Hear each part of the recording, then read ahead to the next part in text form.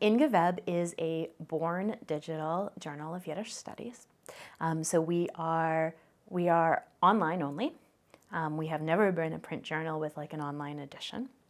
And we produce academic work that's peer-reviewed, but also kind of more popular blog entries, cultural criticism, book reviews, and translations. And how did it start? So first of all, I'll say it didn't start with me. It started David Roski's, Alan Minsk approached Ellen Zarrow and Eitan Kensky, who are the founding editors, with this idea and this potential for source of funding, which is important in all things Yiddish, is the funding. And Saul, whom I knew socially, but just sort of like through Yiddish and through friends, and this kind of like funny social network, approached me and said, hey, I think that it would be great if you worked on this. And we lived near each other in Brooklyn at the time, so we went out for coffee or we went to his apartment, I forget, and said, great, let's do this. And it just started with the three of us, and then very, very quickly after Mindel Cohen as well, and just kind of adding to the staff and figuring out how do you run a journal? What do we do? And how do we run a journal that's a serious academic journal that also has popular appeal, but that can be respectable in the academic world as well? And by the way, that looks awesome online, because so much that's online looks terrible.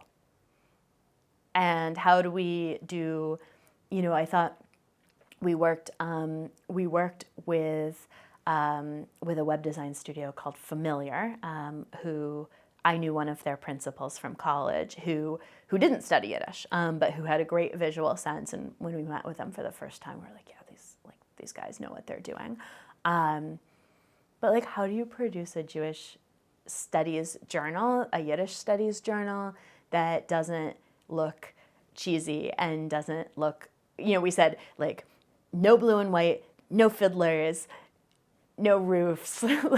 How do you make this so that it's cool and avant-garde and obviously Yiddish, but not this nostalgia, no bagels, no knishes, none of this. And they got us, and then they gave us our visual identity, which I actually think propelled, it's so much easier to talk about who we are when we can show somebody, this is who we are. We are much more like Moscow Yiddish theater than Fiddler on the Roof, right? Or something like this, right? So using our visual identity to try to explode people's preconceptions about what we do. Yeah, and then it took off. We got so many submissions, and we were able to raise more money, and we brought on new staff, and then now there's been turnover, and which is good, because I think we're all young scholars, and we're all kind of moving on with our careers. And so we just talked a couple of days ago, how do we bring in new people, and how do we make sure that we're reaching people who want to be involved, who we don't necessarily know. We don't want to replicate ourselves. We want to find people who are great, regardless of whether they're our grad students or our friends. And that, I think, again, it's so easy to be in this friend bubble in this world, and we want to kind of go beyond that now. Are there any pieces that you were especially excited about in the history of geveb so far? Yeah, so when I was there, I was working partially as the pedagogy editor. So one of the things that's kind of an ongoing conversation is thinking about teaching Yiddish to classrooms of students whose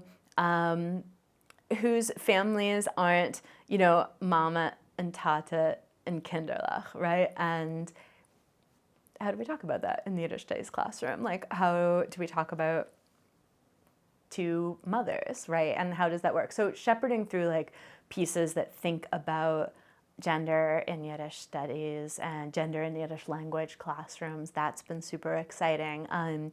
Doing interviews, I interviewed Eve Joknowitz about her translation of the Vilna Vegetarian Cookbook, and I went to her house to do the interview, and we were just thinking about vegetarian food in this world of restaurants, and thinking about the recipe in there that's supposed to be kind of like a parve cappuccino, right? Like, how do you do like a frothy coffee drink? You do it with eggs. I love eggs, so we made it during the interview, right? And it's just like getting to work on pieces like that and then see them published and then see them shared. And because it's born digital,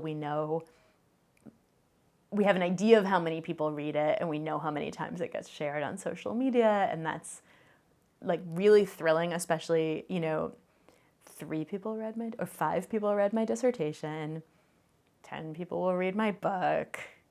My parents have no idea what I do for a living because it's totally incomprehensible. So like to work on something where it's like, oh, people can understand this.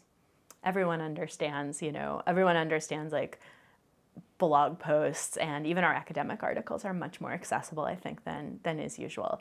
And so that's actually the best.